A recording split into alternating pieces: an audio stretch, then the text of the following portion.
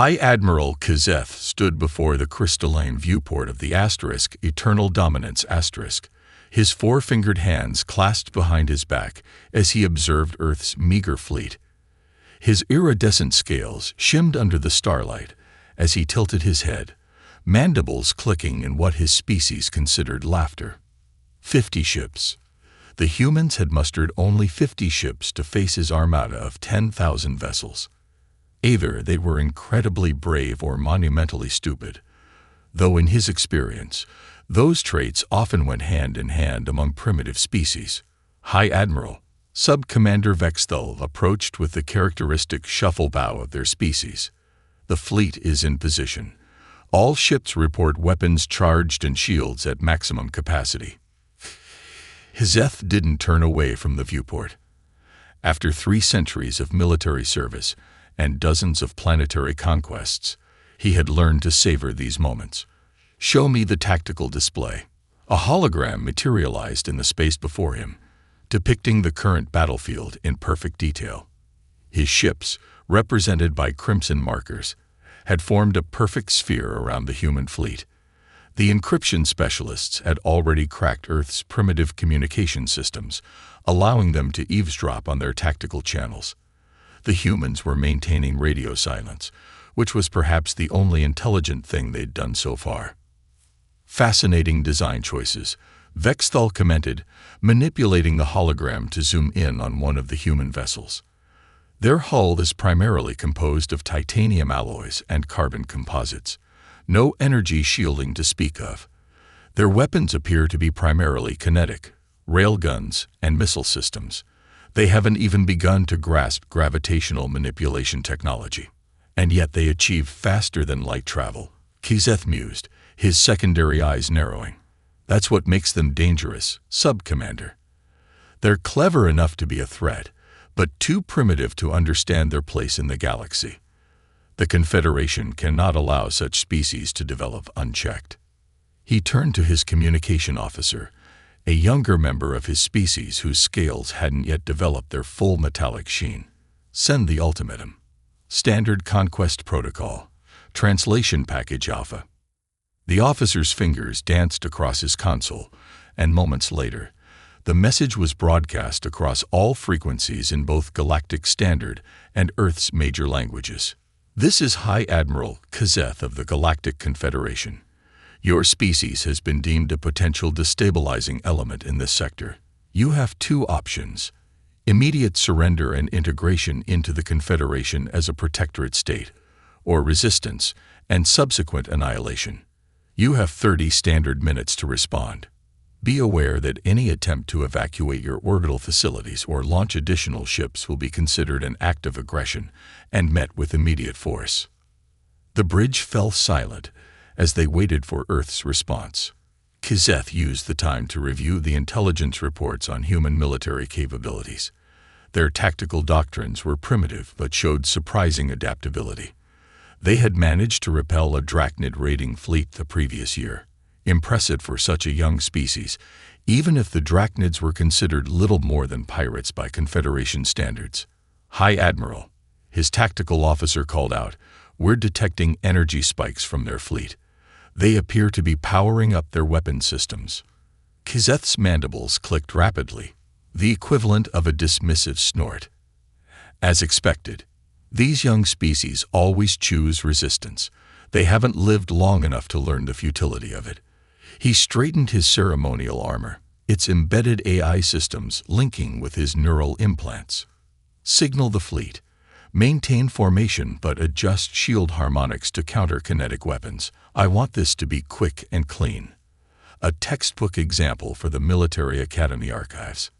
As his crew carried out his orders, Kazeth allowed himself a moment of what humans would call nostalgia. This would be his 157th conquest, and likely one of his last before retirement. He almost felt grateful to the humans for making it interesting by choosing to resist. Little did he know, history would remember this day for very different reasons than he imagined. 2 kilometers beneath the lunar surface, in a facility that officially didn't exist, Dr. Emily Patterson stood surrounded by technology that supposedly couldn't exist. The quantum processing core hummed with barely contained power, its crystalline matrices glowing with an ethereal blue light that cast dancing shadows across the laboratory's polished walls. Final diagnostic cycle complete. Doctor, announced Dr. James Morrison, her chief systems engineer. His fingers flew across multiple holographic interfaces, each displaying streams of data that would give most theoretical physicists nightmares. Quantum coherence is holding steady at 99.8%.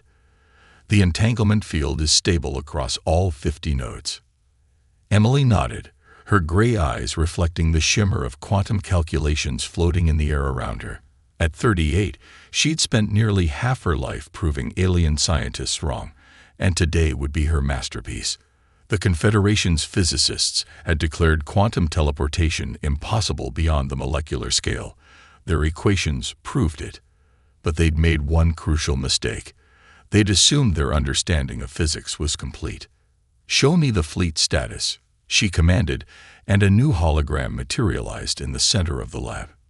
50 green dots represented Earth's ships, each containing a carefully disguised quantum teleportation matrix.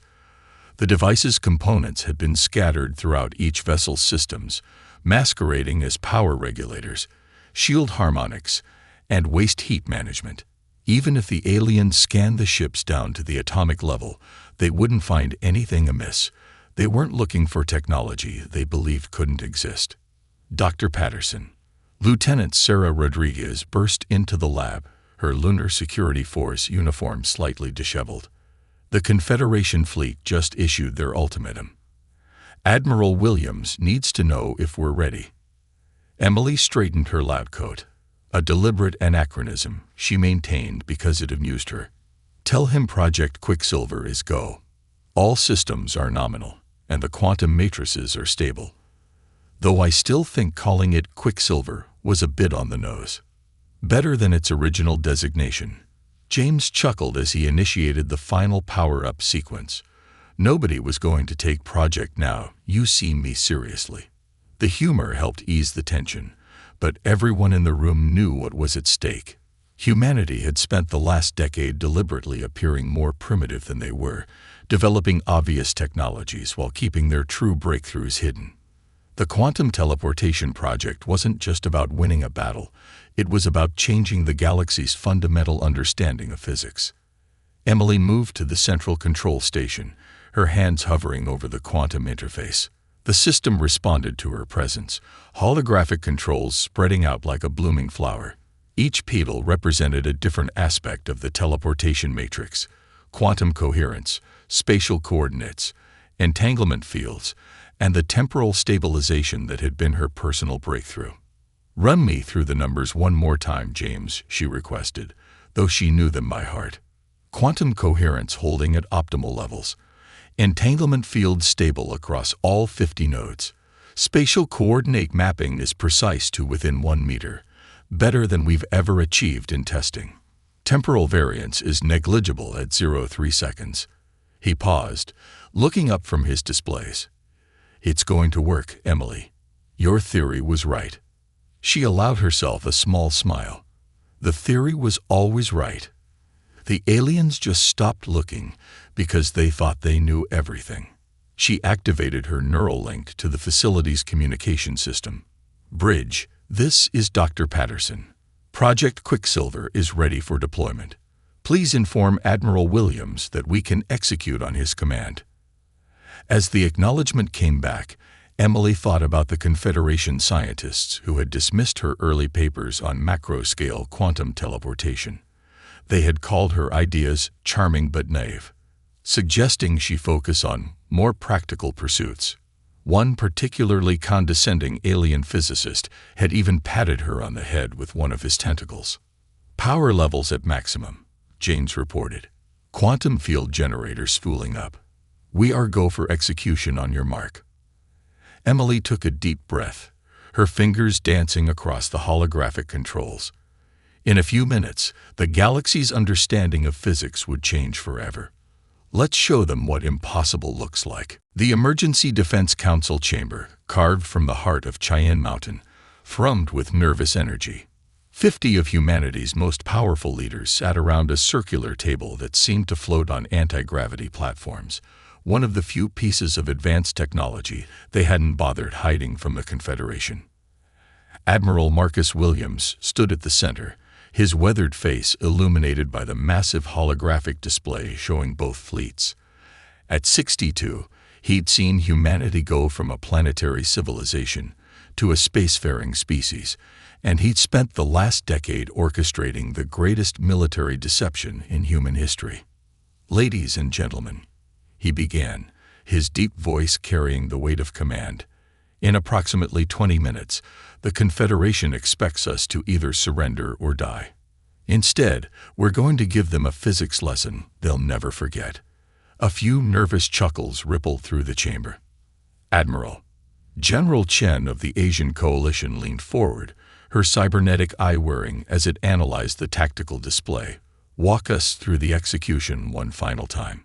We need absolute certainty."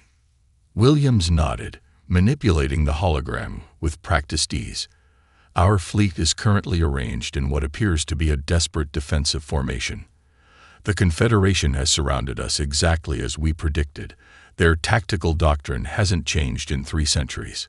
Why should it? It's won them 1,000 wars." The hologram zoomed in on one of Earth's ships. "Each of our vessels is equipped with Dr. Patterson's quantum teleportation matrix, disguised as standard systems. The alien scans show exactly what we want them to see: outdated shields, primitive weapons, and no threat whatsoever. And you're certain they can't detect the true nature of our technology?" President Rodriguez of the American Union questioned, her fingers drumming nervously on the table. A new voice answered. Dr. Patterson herself, joining via quantum-encrypted hologram from her lunar facility. "Madam President, the Confederation abandoned research into macro-scale quantum teleportation 2,000 years ago. Their sensors aren't calibrated to detect it because they're absolutely certain it's impossible. It's like trying to find a radio signal when you don't believe radio waves exist."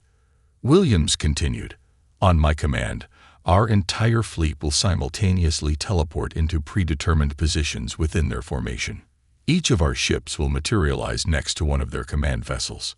The hologram demonstrated the maneuver, green dots blinking out and reappearing among the red mass of enemy ships. Their tight formation becomes their weakness. They'll have seconds to realize what's happened before we open fire. "And our weapons?" The European Federation's defense minister raised an eyebrow. "They're not just for show, I hope." "No, sir." Williams allowed himself a grim smile. "While the teleporters were our primary secret, we have a few other surprises. Our railguns fire antimatter-enhanced projectiles, something else the Confederation thinks is too unstable to weaponize. One shot will collapse their shields and breach their hulls." The room fell silent as the implications sank in. They were about to reveal that humanity hadn't just mastered one impossible technology, but several. The galaxy's power structure would shift irreversibly. "There's no going back from this," UNESCO's Secretary General observed quietly. "Once we reveal these capabilities, every species in the galaxy will see us differently." "Good," Williams replied firmly. "We've spent too long being underestimated. The Confederation sees us as primitives who need to be conquered for our own good. After today, they'll understand that humanity deserves respect." His neural implant pinged, a priority message from the fleet. "The Confederation is moving their heavy cruisers into firing position. It's time." He straightened his uniform, looking each council member in the eye. "The fate of our species rests on what happens in the next 30 minutes. Are there any objections to proceeding?" The chamber remained silent. Finally, President Rodriguez stood, her voice steady. "Admiral Williams, you have unanimous authorization to proceed with Operation Quicksilver. Show them what humanity can do." Williams saluted sharply and opened his neural link to the fleet's command channel. "All ships, this is Fleet Command. Initiate final preparations for Quicksilver Protocol. Stand by for my mark." He took one last look at the tactical display. knowing that in a few minutes it would show something the galaxy had never seen before. Let's make history. The vast expanse of space between Earth and Luna became a glittering arena of tension as the Confederation fleet began their final approach. Their massive ships moved with mechanical precision, energy shields creating subtle distortions in the starlight as they adjusted their formation. Aboard the ESS Thermopylae, Captain Sarah Henderson watched her tactical display with practiced calm. As flagship of Earth's primitive fleet, they had the honor of being the primary target of the alien armada. The Thermopylae's bridge was deliberately austere. No holographic interfaces, just flat screens and physical controls that made the ship look decades behind current technology. "Time to completion of enemy firing solution," she asked, maintaining the charade even in front of her own crew. Only her senior officers knew the truth. 4 minutes, Captain. Lieutenant Commander Jack Torres reported from Tactical. "Their targeting systems are painting us with standard electromagnetic scanning patterns. No sign they detect anything unusual." He paused, suppressing a smile. "They're not even bothering to encrypt their targeting data. They think we can't intercept it." Through the bridge viewport, Henderson could see the Confederation's massive dreadnoughts moving into position. Each one was easily 20 times the size of her ship, their hull surfaces decorated with the markings of previous conquests. The alien's arrogance was almost tangible. Her neural implant buzzed with an incoming transmission from High Admiral Kazeth. She nodded to her communications officer to put it on screen. "Captain of the human vessel." Kazeth's translated voice carried that particular tone of condescension that seemed universal among conquerors. "Your time grows short. I admit, your species has shown admirable courage in facing us. Submit now, and we will ensure your integration into the Confederation is peaceful." Henderson stood from her command chair, straightening her uniform. The response she'd been ordered to give had been carefully crafted by Earth's best synapsychologists. "High Admiral, we appreciate your generous offer. However, humanity has its own path to forge among the stars. We cannot accept subordination, no matter how benevolent you claim it will be." She could almost hear Kazeth's mandibles clicking in amusement. "You mistake this for a negotiation, human. Your species is too young, too volatile to be allowed independence. Your ships don't even have proper energy shielding. What do you hope to accomplish here except the deaths of your crews?" "Perhaps," Henderson replied with deliberate hesitation, as if struggling to maintain her composure. "We simply believe that humanity deserves better than to be conquered without a fight." The alien admiral's response was exactly what they'd predicted. "Then you shall have your fight, brief though it will be. We will ensure your defeat is recorded in detail, as a lesson to other young species who might consider resistance." The transmission cut off, and Henderson allowed herself a genuine smile. Status of Quicksilver Systems. Her XO, Commander David Chen, checked his seemingly primitive console, which actually linked directly to the quantum teleportation matrix. "All systems nominal, Captain." Dr. Patterson reports quantum coherence holding steady across all 50 nodes. "We're ready." Through the viewport, Henderson watched the Confederation fleet complete their encirclement. Their ships formed a perfect sphere around Earth's fleet, weapons ports glowing with charged energy. It was textbook Confederation tactics, overwhelming force applied with mathematical precision. "Message from Admiral Williams," her communications officer announced. "The Defense Council has given final authorization. We are clear to proceed on his mark." Henderson took a moment to look at her bridge crew. They'd trained for this moment for years, maintaining the deception even in their daily operations. Every outdated system on her ship was actually a carefully disguised piece of cutting-edge technology. "All hands," she announced shipwide. "This is the captain. In a few minutes, we're going to show the galaxy that humanity cannot be judged by appearances. Every drill, every practice, every moment of maintaining our cover has led to this. Stand ready." Her tactical officer's voice carried a hint of excitement. "Enemy fleet is reaching optimal firing range. Their weapons are fully charged. Henderson settled back into her command chair, feeling the familiar hum of the quantum matrix beneath the facade of primitive systems. Send acknowledgement to Admiral Williams. The Thermopylae stands ready to make history. The dance was about to begin, and the Confederation had no idea they were dancing to humanity's tune. Dr. Emily Patterson's fingers danced across the quantum interface in her lunar facility, each movement precise and deliberate. The massive quantum processing core pulsed with increasing frequency, its crystalline structure beginning to glow with an intense blue-white light that filled the laboratory. Quantum coherence at maximum, James Morrison announced, his voice tight with concentration. Entanglement field is stable across all nodes. We're ready for full-scale teleportation. Emily nodded, her gray eyes reflecting cascading streams of data. Bridge, this is Patterson. Quicksilver system is hot. Ready on your mark. On the Confederation flagship, High Admiral Kazeth raised his arm to signal the final attack. His fleet's weapons were charged, targeting solutions locked on each pathetic human vessel. Fire on my mark in 3, 2. Now. Admiral Williams' command cut through all channels. Emily's hands slammed down on the quantum interface, executing Quicksilver protocol. For a fraction of a second, reality itself seemed to hiccup. The quantum processors screamed as they tore holes in space-time, 50 simultaneous calculations that each defied the known laws of physics.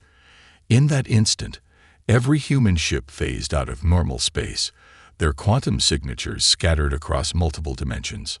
On the bridge of the Eternal Dominance, Kazeth's mandibles froze mid-click. Where moments ago 50 human vessels had waited to die, there was nothing. No debris, no energy signatures, no distortion fields, just empty space. Report, he bellowed, all 4 eyes widening in confusion. Where are they? His tactical officer's hands trembled across the controls. Unknown, High Admiral. Our sensors detect no weapons fire, no warp signatures, no known form of propulsion. They just vanished. Impossible. Kazeth slammed his fist on his command chair. Nothing can just disappear. Check for cloaking technology. Scan for. In the lunar facility, Emily watched the confirmation signals flash across her display. Phase 1 complete. All ships successfully teleported out of normal space. Quantum coherence holding at 98.6%. Initiating Phase 2. Targeted reemergence. The quantum core's hum reached a fever pitch. This was the truly delicate part, bringing 50 ships back into real space with surgical precision. One miscalculation could materialize a vessel inside an asteroid, or worse, inside another ship. Reemergence coordinates locked, James called out. Quantum matrices aligned. Ready for. Wait. Lieutenant Rodriguez interrupted, pointing to a new data stream.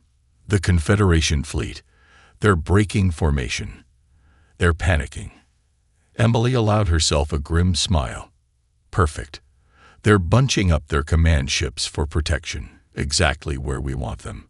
Her fingers flew across the interface one final time. Executing Phase 2. Now.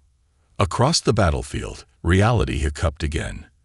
This time, the human ships didn't just reappear. They materialized with impossible precision. The ESS Thermopylae flickered into existence, less than 100 meters from Kazeth's flagship. The rest of Earth's fleet emerged in similar positions, each one appearing inside the Confederation formation, adjacent to key command and control vessels. By the first ones, Kazeth's whisper was picked up by every comm channel. Halv, that's not.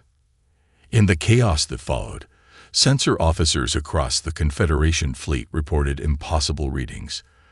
Their sophisticated combat computers crashed, unable to process what their sensors were telling them. The humans had done something that violated every known law of physics. All ships, weapons free. Admiral Williams' voice rang with authority. Show them what else we've been hiding. From her lunar command center, Emily watched as humanity's primitive fleet opened fire. The railguns they'd dismissed as outdated technology spat streams of antimatter-enhanced projectiles, each shot punching through the aliens' supposedly impenetrable shields like they were tissue paper. "Dr. Patterson." James' voice was quiet with awe. "The Confederation fleet. Their formations are collapsing. Their command and control structure is completely disrupted." Emily nodded, watching the tactical display as the mighty alien armada descended into chaos. 10,000 ships, thrown into disarray by 50 vessels that could ignore the laws of physics. "Send word to Admiral Williams," she ordered, allowing herself to finally relax slightly. "Quicksilver Protocol is complete.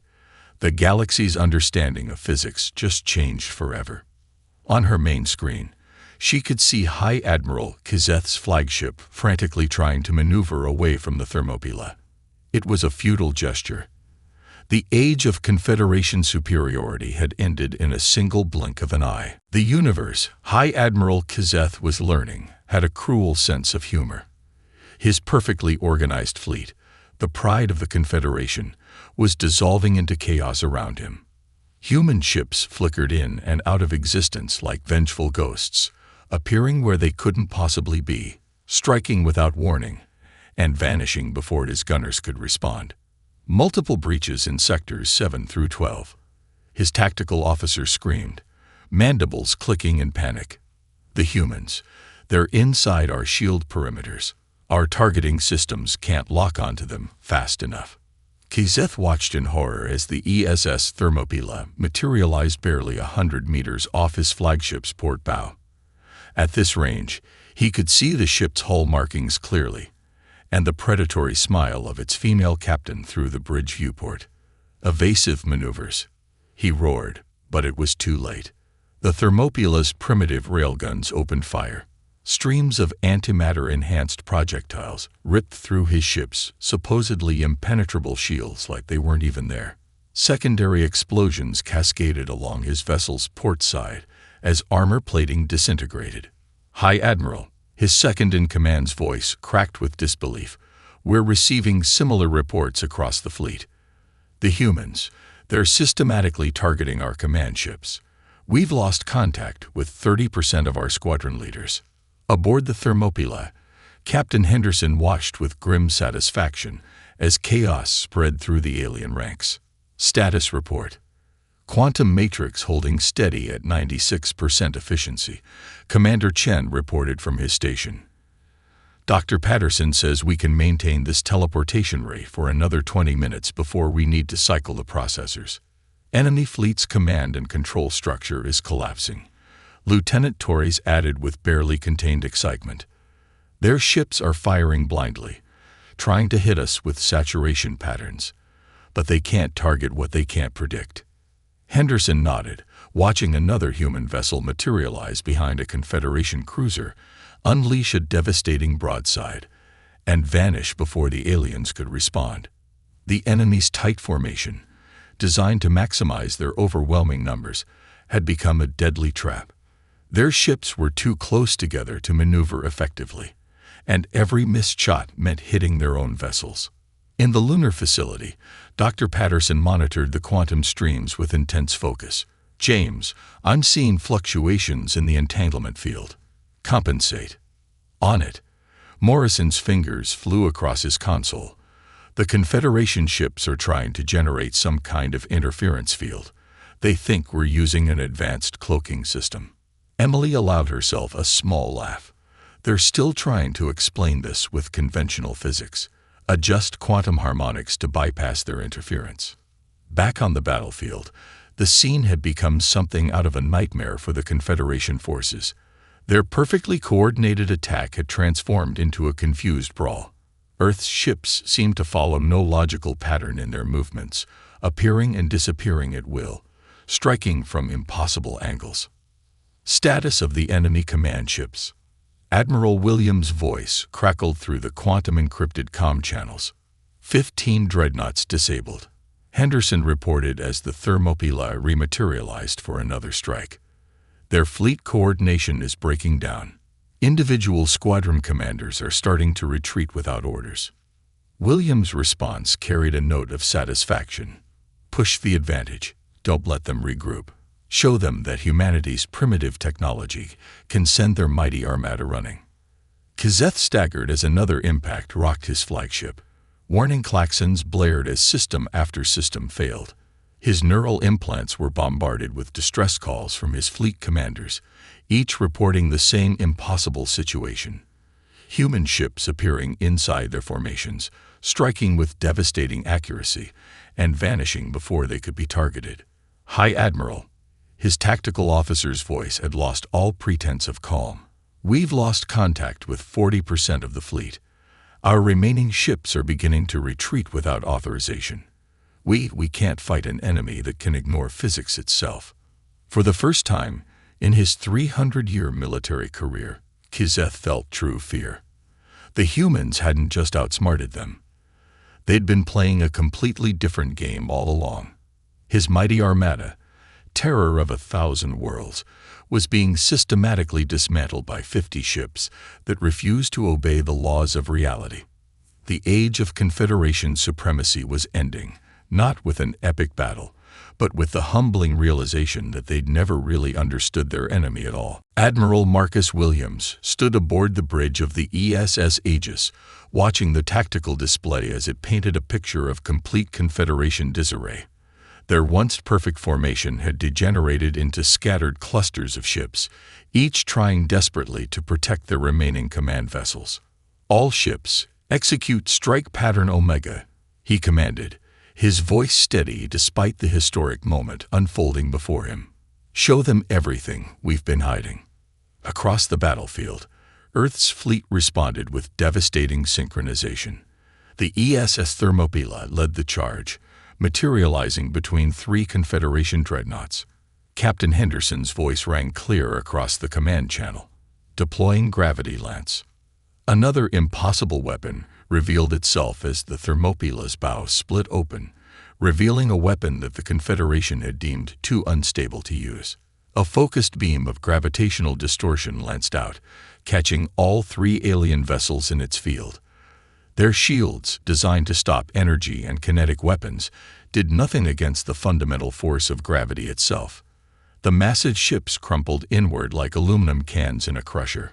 Confirmed kills on 3 dreadnoughts. Torres reported with professional calm. Enemy fleet showing increased panic responses. They're trying to calculate our next appearance points. In the lunar facility, Dr. Patterson's hands flew across her quantum interface. They're learning, trying to predict our teleport patterns. Time to show them why that's impossible. She initiated a new sequence in the quantum matrices, implementing random phase variants. Every ship will now teleport on its own unique quantum frequency. The effect was immediate and devastating. Earth's fleet seemed to multiply, ships blinking in and out of existence faster than before, each following a pattern that defied prediction. The Confederation's combat computers, programmed with millennia of conventional warfare tactics, began to crash as they failed to process the impossible data. High Admiral. Kazeth's tactical officer was practically shrieking now. We've lost all targeting capability. Their movement patterns, they're not just random, they're quantum random. We can't. Another impact rocked the flagship as the ESS Hyperion materialized off their starboard bow. The human vessel's primitive railguns had been modified to fire projectiles wrapped in quantum fields that ignored conventional shields entirely. Kazeth watched in horror as his ship's armor, the pride of Confederation engineering, was torn apart like tissue paper. All ships, execute final strike protocol, Williams commanded. Target their remaining command and control nodes. Let's end this. The human fleet's response was poetry in motion. 50 ships, moving as one yet completely unpredictable, appeared simultaneously around the Confederation's remaining command vessels. The aliens' attempts at defensive fire were useless. Every time they targeted a human ship, it vanished only to reappear somewhere even more devastating. Quantum core at 89% efficiency, James Morrison reported from the lunar facility. We can maintain this tempo for another 10 minutes, Doctor. Emily nodded, her fingers dancing across the controls. "We won't need that long. Look at their formation. They're breaking completely." She was right. The mighty Confederation armada was fracturing. Without central coordination, individual ship captains began making independent decisions. Some tried to maintain their positions, others attempted to retreat, and still others fired blindly into space, hoping to hit the ghostly human vessels by luck. "This is High Admiral Kazeth to all vessels." His voice cracked across all channels, the translator struggling to convey his panic. "Initiate emergency retreat protocols. We cannot defeat an enemy that—" His transmission cut off as the Thermopylae appeared directly above his bridge, its weapons trained on his command center. "Your surrender would be appreciated." Captain Henderson's voice was cold as space itself. "Though honestly, we've learned enough about Confederation arrogance to expect you to retreat instead." She was right. Kazeth's pride won out over sense. "All vessels, full retreat. Emergency warp trajectories."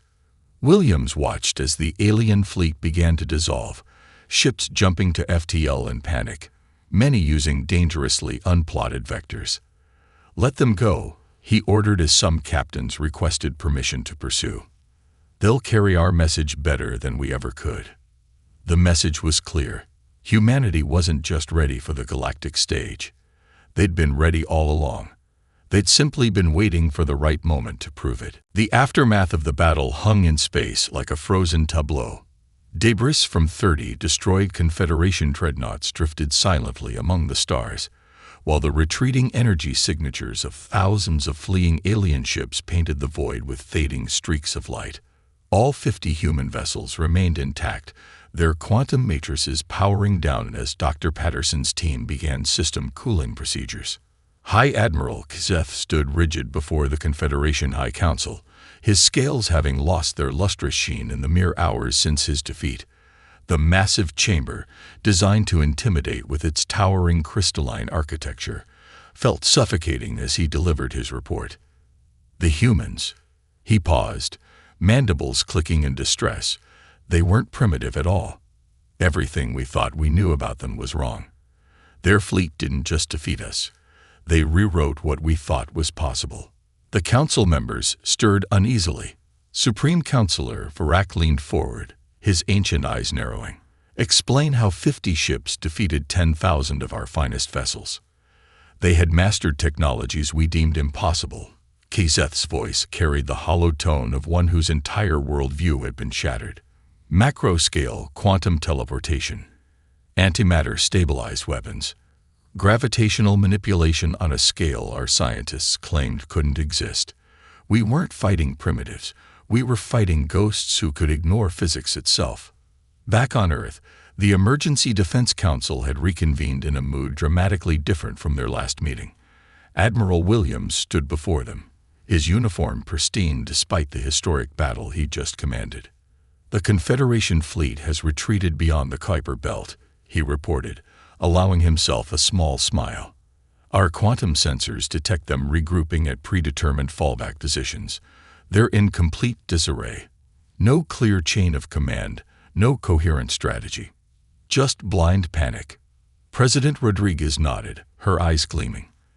"And our message to their High Council, delivered along with the tactical data from the battle," Williams confirmed. "Dr. Patterson's team made sure they received detailed scans of our quantum teleportation technology in action. Their physicists will be losing sleep for years trying to understand how we achieved what they thought impossible." In her lunar facility, Dr. Emily Patterson was already receiving the first responses from the galactic scientific community. Her neural interface was flooded with messages from alien researchers, each more desperate than the last to understand how humanity had broken through barriers they deemed unbreakable. "They're calling it the quantum revolution," she told James Morrison, who was supervising the final power-down sequence of their quantum core. "Every major research institution in the Confederation is scrambling to revise their fundamental physics models. Funny how being proven catastrophically wrong can motivate scientific progress," James replied with a grin. "Should we tell them about the other impossible technologies we're working on?" Let them sweat a little longer, Emily smiled. They need to learn that declaring something impossible is the surest way to guarantee humans will achieve it. The ripples of the battle spread quickly through the galaxy. The Confederation, for the first time in its history, found itself forced to radically reassess its position. Their diplomatic corps worked overtime, transforming what had been intended as terms of surrender into a hastily drafted recognition of Earth's sovereignty and technological achievements. In the Confederation High Council chamber, Supreme Counselor Verac made the final declaration. Let it be recorded that humanity has demonstrated capabilities beyond our understanding. Their species is hereby recognized as a full sovereign power, with all rights and privileges thereof. Furthermore, all previous declarations regarding impossible technologies are to be immediately reviewed. The message reached Earth just as Admiral Williams was concluding his report. They're calling it the Luna Incident, he informed the Council with barely concealed satisfaction. Apparently, it's already being added to their military academy's curricula as a warning against underestimating younger species. And the greater lesson? President Rodriguez asked, though she already knew the answer. That humanity's greatest strength isn't our technology, Williams replied, but our refusal to accept limitations. We didn't just win a battle today. We changed how the galaxy will think forever. In her lunar lab, Dr. Patterson was already looking at the equations for her next impossible project. After all, humanity had a reputation to maintain now. The stars seemed a little brighter that day, as if acknowledging that their mysteries were no longer safe from human determination to achieve the impossible.